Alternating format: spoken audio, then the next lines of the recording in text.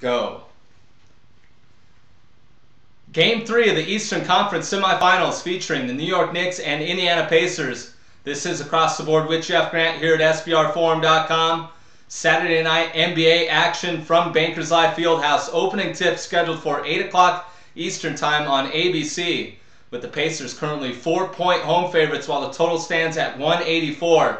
Go to SBRodds.com to monitor any future odds movement. Of course, the Knicks evened up the series with a resounding 105-79 victory as 5.5-point home favorites on Tuesday, a pick you got right here at SBRvideo.com, while the two teams pushed against the betting total of 184.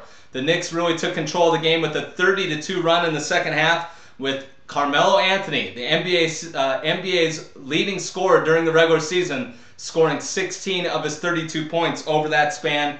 The first time New York has scored 100 or more points in a playoff game since 1999, bringing back memories of Patrick Ewing and John Starks.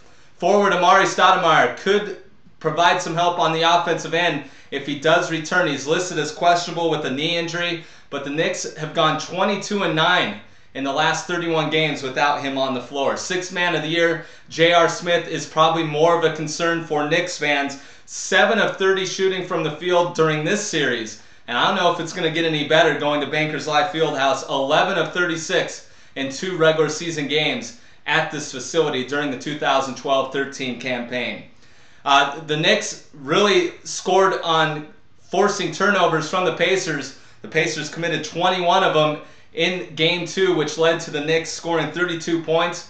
The youngest team in the NBA postseason remaining. Even though this team gained a little playoff experience during the 2011-12 season, of course playing that series against the Heat in the Eastern Conference playoffs a year ago, still the youngest team in the postseason, and I think they were happy with just getting a split and getting out of New York, which led to that 30-2 run. Out-rebounded 37-35 in Game 2. Another thing that comes to effort, this team should not get out-rebounded by the New York Knicks.